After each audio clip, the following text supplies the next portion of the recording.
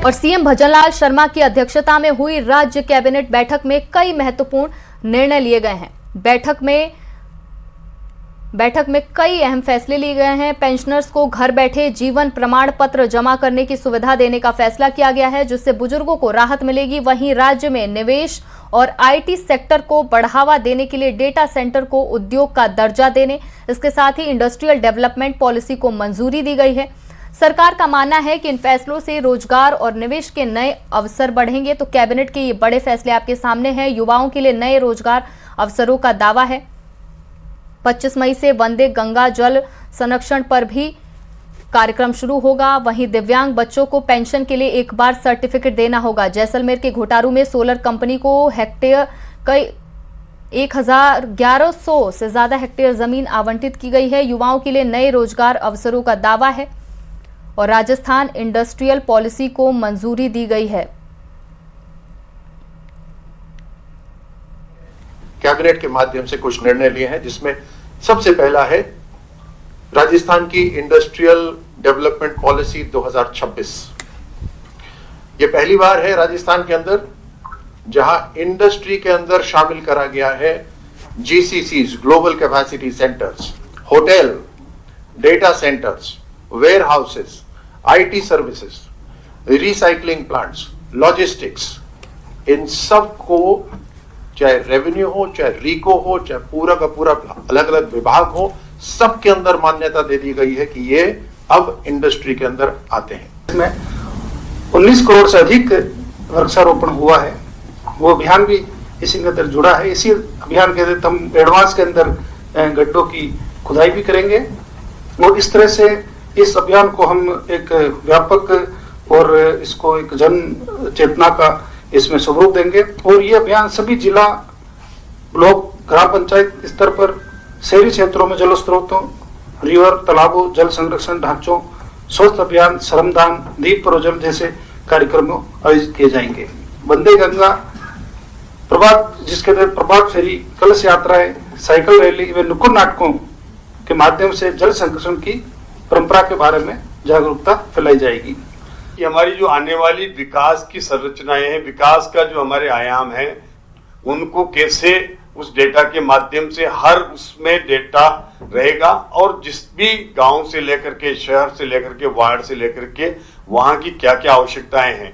अभी हमने इसको 2030 तक के लिए तैयार किया है। आने वाले समय में 2047 की योजनाओं के लिए भी इसी तरह से ये अभियान चलेगा, उसको तैयार किया जाएगा और इसके माध्यम से हर वहां की जरूरत की संरचनाओं को इसमें शामिल किया गया है। जैसे किसी गांव में कोई भी स्कूल भी अगर खोलना है तो वो विभाग ये देख सकता है कि वहां की आबादी क्या है, वहां की आवश्यकताएं क्या है, वहां पर आने वाला जो स्कूल से दूरी के पढ़ने वाले गांव की दूरी क्या है और उसके माध्यम से वहां क्या आवश्यकता है क्या। राजस्थान में लंबे वक्त से लंबित पंचायत और निकाय चुनावों को लेकर राजस्थान हाईकोर्ट ने बड़ा और अहम फैसला सुनाया है। अदालत ने राज्य सरकार को निर्देश देते हुए 31 जुलाई 2026 तक प्रदेश में पंचायत और नगरीय निकाय चुनाव संपन्न कराने का आदेश दिया है। हाईकोर्ट के फैसले के बाद सत्ता और संगठन अलर्ट हो गया है। संसदीय कार्य मंत्री जोगाराम पटेल ने विधि विशेषज्ञों से रायशुमारी भी शुरू कर दी है। जोगाराम पटेल ने राज्य सरकार राजस्थान हाईकोर्ट के आदेशों का पूरी तरह पालन करेगी, ऐसा उन्होंने कहा है। उन्होंने स्पष्ट किया है कि सरकार चुनाव कराने के लिए पूरी तरह से तैयार है, लेकिन अंतिम निर्णय हाईकोर्ट के आदेशों के अध्ययन और विधि विशेषज्ञों की राय लेने के बाद ही किया जाएगा। माननीय राजस्थान उच्च न्यायालय का जो भी निर्णय आया है और जैसा अभी सुना गया है कि माननीय राजस्थान उच्च न्यायालय ने 31 जुलाई तक चुनाव कराने का निर्देश दिया है। अभी तक हमारे पास माननीय राजस्थान उच्च न्यायालय के निर्णय की प्रति नहीं आई है और हमने विधि विशेषज्ञों से इस बारे में पूर्णतः राय भी नहीं ली है। माननीय राजस्थान उच्च न्यायालय का निर्णय आने, विधि विशेषज्ञों की उस पर राय लेने के उपरांत हम इस पर कार्रवाई करेंगे, परंतु इतना निश्चित है कि माननीय राजस्थान उच्च न्यायालय के आदेश की पालना करेंगे। 22 मई को राजस्थान हाईकोर्ट ने राज्य सरकार और राज्य निर्वाचन आयोग को 31 जुलाई तक प्रदेश में लंबित पंचायत और निकाय चुनाव संपन्न कराने के निर्देश दिए हैं, जिस पर अब कांग्रेस हमलावर है।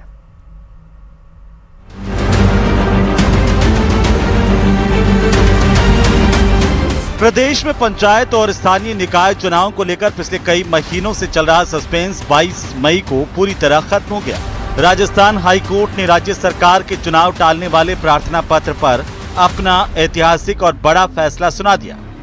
कोर्ट ने 31 जुलाई तक हर हाल में पंचायत और निकाय चुनाव संपन्न कराने के निर्देश दिए हैं। जो पंचायत चुनाव को लेकर एक असमंजस का जो चल रहा था अब तक और निकाय चुनाव के लिए जो बहुप्रतीक्षित चले आ रहे थे, उनके संबंध में माननीय उच्च न्यायालय के द्वारा गत 11 मई को इस राज्य सरकार की चुनाव की समय सीमा बढ़ाए जाने के एक्सटेंशन के प्रार्थना पत्र पर सुनवाई करी थी। उसमें दोनों पक्षों को सुनवाई करते हुए 11 मई को फैसला सुरक्षित किया गया था। अहम फैसला माननीय उच्च न्यायालय की ओर से आया है, जिसमें माननीय उच्च न्यायालय ने ये निर्देश दिए हैं कि जो पंचायत और निकाय चुनाव हैं वो 31 जुलाई तक करने आवश्यक हैं।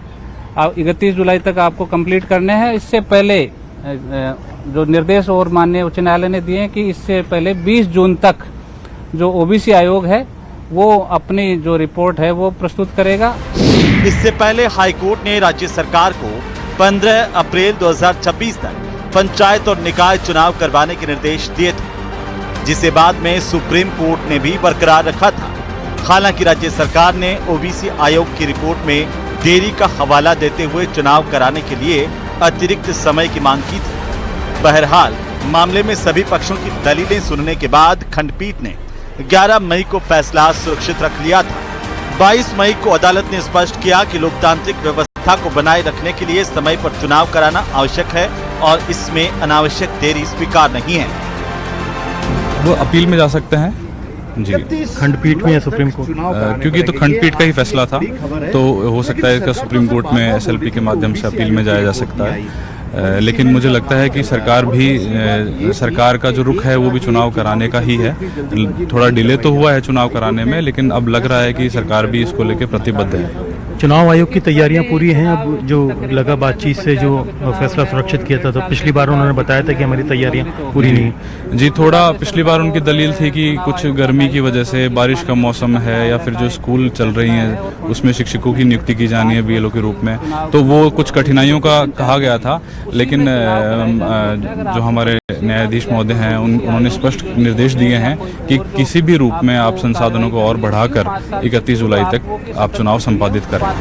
कांग्रेस का आरोप है कि बीजेपी सरकार करीब 2 सालों से कभी वन स्टेट वन इलेक्शन, कभी ओबीसी आयोग की रिपोर्ट, आरक्षण प्रक्रिया, कभी कर्मचारियों की कमी, कभी भीषण गर्मी, मानसून तो कभी शैक्षणिक सत्र का हवाला देकर चुनाव टालती रही है। हाईकोर्ट ने आदेश दिए कि राज्य सरकार और निर्वाचन आयोग 31 जुलाई तक चुनाव करवाएं। चुनाव नहीं होने से राज्य में विभिन्न प्रकार के विकास के योजनाएं प्रभावित हो रही थी। शहरी संस्थाओं को जनप्रतिनिधियां नहीं मिल पा रहे थे, ग्रामीण लोकतंत्र खत्म हो रहा था। राजस्थान हाईकोर्ट ने 31 जुलाई तक पंचायत निकाय चुनाव कराने की डेडलाइन लॉक कर दी है। ओबीसी आयोग को 20 जून तक रिपोर्ट देनी होगी। भारतीय जनता पार्टी की सरकार हमेशा से इस बात के लिए संकल्पित है कि स्थानीय निकाय और पंचायत राज के चुनाव होने चाहिए, लेकिन सरकार की मंशा स्पष्ट है कि पूरे प्रदेश के अंदर एक साथ चुनाव हो, ताकि बार बार आचार संहिता लगने की वजह से विकास कार्य प्रभावित नहीं हो। माननीय न्यायालय ने जो आदेश दिया है, न्यायालय के आदेश की अक्षरशः सरकार पालना करेगी, लेकिन साथ में सरकार की मंशा ये है कि प्रदेश में एक साथ चुनाव हो, जिससे विकास कार्य अवरुद्ध भी नहीं हो और बार बार अधिकारी चुनावों के अंदर जाने की वजह से ऑफिशियल काम जो प्रभावित होता है वो भी प्रभावित नहीं हो।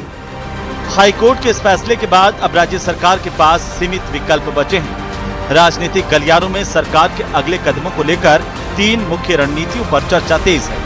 सुप्रीम कोर्ट का दरवाजा खटखटाना, चुनाव की तैयारियों में जुटना और ओबीसी रिपोर्ट को जल्द लागू कराना।